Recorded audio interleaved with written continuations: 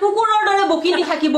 আপুনি একচুয়ালি সত্যৰঞ্জন নাম আপোনাৰ কোনে ৰাখিছিল মই নাজানো আপোনাৰ নামটো হ'ব লাগিছিল কুত্তাৰঞ্জন আপোনাক মই কুত্তাৰঞ্জন বুলি কলো কাৰণ কুকুৰে যেনেকৈ ভুকি থাকে বিনা কাৰণত আপুনি তেনেকৈ যিকোনো সময়ত ভুকিবলৈ আৰম্ভ কৰিছে আপোনাৰ ভুক ভুকনি বন্ধ কৰক আপুনি ইছলাম ধৰ্মৰ মৌলবী সকলক মুফতি সকলক যেনেকে নলা নৰ্দমাত জন্ম হোৱা বিষাক্ত বুলি কয় আপোনাৰ জন্ম ক'ত আপোনাৰ জন্মত দুখ আছে তেনেহলে নিজৰ জন্মত দুখ আছে কাৰণে আপুনি বেলেগক জন্মৰ দুখ দেখাবলৈ পাৰে নলা নৰ্দমাত জন্ম হোৱা বুলি ক'ব পাৰে আপোনাৰ ভৰিৰ তলত মাটি কিমানখিনি আপুনি হেতু চাই লওক আপুনি বেছি আকাশত নৰিব আপুনি বেছিকৈ উৰা আৰম্ভ কৰিছে বেছিকৈ উৰিলে দেউকা ভাঙি মাটিত ছটফটাই থাকিব সত্যৰঞ্জন ডাঙৰীয়া আজমল ফাউণ্ডেশ্যনে কেইলাখ মান টকা আপোনাৰ মুখত দলিয়াব লাগে তাৰ কাৰণে আপুনি এইবিলাক কৰি আছে আৰে আপুনি চালু কাপোৰ পাৰি পেলাই ভিক্ষা কৰক না আপুনি তাতকৈ বেছি পাব ভিক্ষা আৰম্ভ কৰক আপুনি আৰু এটা কাম কৰক পাৰিলে অনাগত 25টা বছৰ আপোনাক 2 যুগ দিলু মই 2টা যুগৰ বাবে আপুনি যিকোনো এখন পাহাৰত গৈ তপস্যাত বহক কাৰণ অনাগত 25 বছৰৰ মুখ্যমন্ত্ৰী অসমত হিমন্ত বিশ্ব শৰ্মাই থাকিব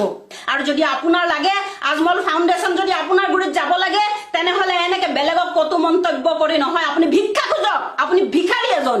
এই ভিক্ষা খুজিবলৈ আপোনাৰ অভ্যাস আছে দেখি পেলে আপুনি এনেকুৱা কৰি আছে আপুনি কৈছে হেলালাৰ নামত মুছলমান নাৰীৰ যেটো আপুনি কথা কৈছে আপোনাৰ মন্তব্য শুনিব পাৰিছো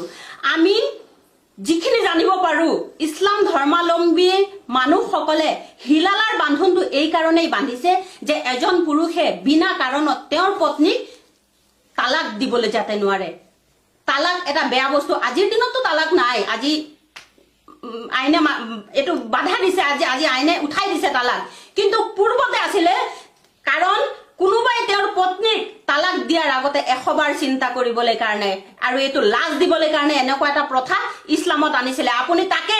বিকৃত মন্তব্য কৰি বিকৃতভাৱে ৰাইজৰ সন্মুখত দাঙি নুতুলিব আৰু মুছলমান কি ইছলাম কি আপুনি এতিয়াও জানা হোৱা নাই আপুনি প্ৰথমতে নিজৰ ধৰ্মটোৰ বিষয়ে ভালকে জানি লওক নিজৰ ধৰ্মৰ বিষয়ে ভালকে বুজি লওক তাৰ পিছত বেলেগ ধৰ্ম কিটিকিং কৰিব আপুনি যদি সঁচাই হিন্দু আপুনি যদি সঁচাই হিন্দুত্ববাদী আপুনি যদি সঁচাই হিন্দু প্ৰেমী তেনেহলে এজন হিন্দু প্ৰেমী এজন সাধুৱে এজন সন্তই কেতিয়াও বেলেগ ধৰ্মক বেয়া বুলি নকয় আৰু বেয়াকৈ পৰচনা নকৰে যেনেকৈ আপুনি কৰি আছে গতিকে আপুনি প্ৰথমতে মানুহ হওক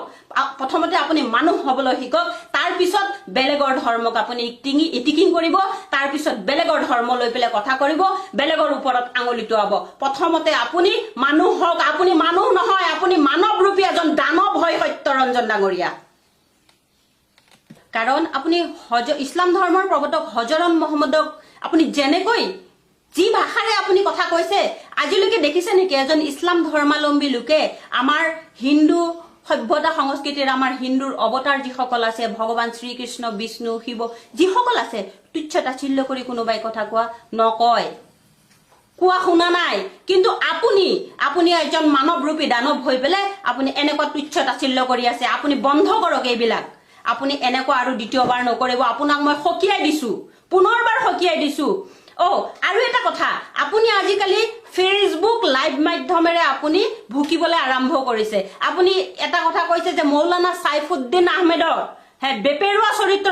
চৰিত্ৰ মৌলানা সাইফুদ্দিন আহমেদ নহয় বেপেৰুৱা চৰিত্ৰ যদি হয় আপুনি হয় যাৰ কাৰণে আপুনি এনেকৈ ভুকি আছে কুকুৰৰ দৰে কুত্তাৰঞ্জন হাজৰিকা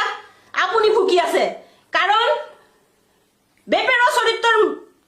মৌলানা সাইফুদ্দিন নহয় আজি আপুনি এজন সাংবাদিকক কৈছে যে এনেকুৱা বেপেৰুৱা চৰিত্ৰৰ মৌলবীৰ কিয় নিউজ বজাব লাগে আপুনি ফেসবুক লাইভ যোগে ভুকি থাকাৰ কাৰণটো কি সংবাদ মাধ্যমে আপোনাক প্ৰচাৰ নকৰা হল অসমৰ ৰাইজে আপোনাক দান নিদিয়া হল সেই কাৰণে আপুনি নিজকে জখাই ফুৰি আছে আপুনি নিজকে জহুৱা বন্ধ কৰক আপুনি মানুহ হওক প্ৰথমতে এজন মানুহ হওক তাৰ পিছত আঙুলি তুলি কথা কব আৰু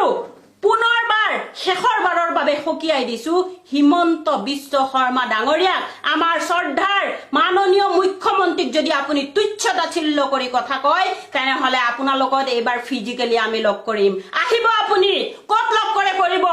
কিন্তু হিমন্ত বিশ্ব শৰ্মা ডাঙৰীয়াক আপুনি কটু মন্তব্য নকৰিব বেয়াকৈ নকব হিমন্ত বিশ্ব শৰ্মা অসমৰ গৌৰৱ